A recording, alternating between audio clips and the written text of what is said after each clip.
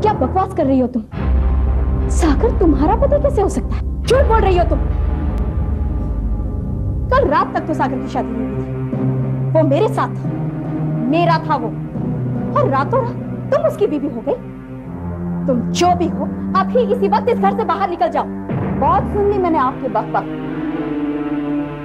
आप मुझे ये बताइए कि आप कौन हैं जो मेरे ही घर में घुसकर मेरे पति का नाम लेकर मुझे घर से बाहर निकाल रही हैं?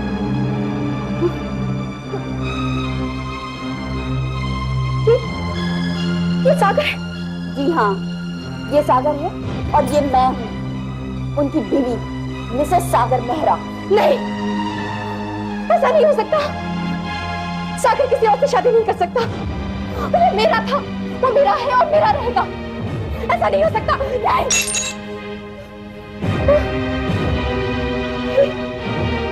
मनीषा बिल्कुल ठीक हो गई। ये तो बहुत अच्छी बात है। क्या वो कहीं चली गई है? लेकिन कहां चली गई है? दूसरों के घर में घुसकर बदतमीजी करने वाली पागल औरत, निकल जा यहाँ से। इसी वक्त निकल जा, नहीं तो मैं पुलिस बुलाऊंगी।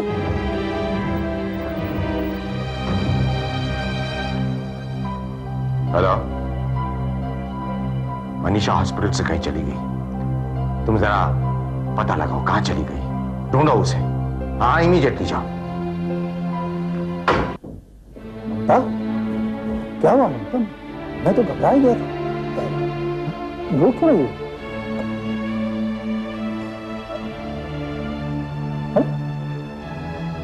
ये कैसे टूटी? इतनी सी बात? भाई मुझे मालूम है कांच का टूटना सदमी होती है, लेकिन इसका मतलब ये थोड़ी है कि इतना रोना शुरू कर दिया जाए। हाँ? मनीषा कौन? ये आप ही बेहतर जानते हैं। आप ही को ढूंढ रही थी वो, और जब उसे पता चला कि मैं आपकी बीवी हूँ, पागल सी हो गई। और उसी ने ये मनीषा ओबेरॉय यहाँ आई।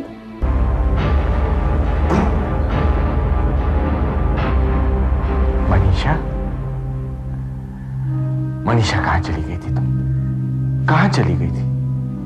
मैं कितना परेशान था। कितनी खुशी की बात है कि अब तुम बिल्कुल ठीक हो गई हो, लेकिन तुम्हें ऐसे बाहर नहीं जाना चाहिए था। मुझे क्या हुआ है भैया? कुछ नहीं, बिल्कुल ठीक हो तुम। क्या मैं पागल हूं? मेरी जिंदगी में तुम्हारे आने से कुछ साल पहले मेरी मुलाकात मनीषा से हुई थी। वो ओबेरॉय एंड एसोसिएट्स के मालिक ओबेरॉय की बहन थी। उनके काम में दिलचस्पी भी लेती थी। मेरी उसके साथ अक्सर मुलाकात होती थी ड्यूरिंग मीटिंग्स। मैं तो उसे अपना बिजनेस एसोसिएट समझता था, लेकिन उसकी फीलिंग्स मेरे लिए क्या थी इसका मुझे इल्म नहीं था। वो मुझे अपने ख्यालों में अपना हमसफर बना चुकी थी, लेकिन मैं अपने शादी न करने के फैसले पर कायम था। एक दिन साहनी साहब मेरे पास आए और मुझसे इल्तिजा की कि मैं इस फैसले को बदल डालूं। उनकी बात मैं टाल नहीं सकता था, और वैसे भी राहुल, क्षितिज और सोनिया बड़े हो चले थे। तो मैं मनीषा के भाई ओबेरॉय से शादी की बात करने के लिए तैयार हो गया। शादी दो लोगों का मिलन नहीं है। तो फिर? It's the beginning of a new chapter. ये मिलन, ये चैप्टर, ये सब किताबी बात है, किताबों में अच्छी लगती। Let's be practical. शादी एक सर्टिफिकेट है जो दो लोगों को एक साथ रहने की इजाजत देती है, and that's the end point. No. You're wrong. That's not the end point. That is in fact the beginning. देखो, मुझे मालूम है तुम मुझे बेझिझक अपना लोगी, लेकिन मनीषा मैं अकेला नहीं हूँ। मेरे साथ दो भाई भी हैं और एक बहन भी। देखो सागर, शादी के बाद तुम और मैं मेरे घर में रहेंगे और तुम्हारे भाई बहन इस घर में। हम उनकी सारी जिम्मेदारी उठाएंगे। You know what I mean? उनका खर्चा, सब कुछ। और तो और हर संडे हम उनके साथ लंच भी करेंगे। Is that fine? Manisha, you know you have a problem. तुम हमेशा ख्वाबों में जीती रही, और ख्वाब हवा के बुलबुलों की तरह होते हैं, उनका कोई वजूद नहीं होता। प्लीज ट्राई एंड अंडरस्टैंड, तुम्हारी मेरी शादी नहीं हो सकती। क्या? क्यों? आखिर मुझ में क्या कमी है? मैं खूबसूरत हूँ, अमीर हूँ, और मैं तुम्हें किसी के साथ शेयर नहीं कर सकती, क्योंकि मैं तुमसे बहुत बहुत बहुत प्यार करती हूँ सागर। I love you।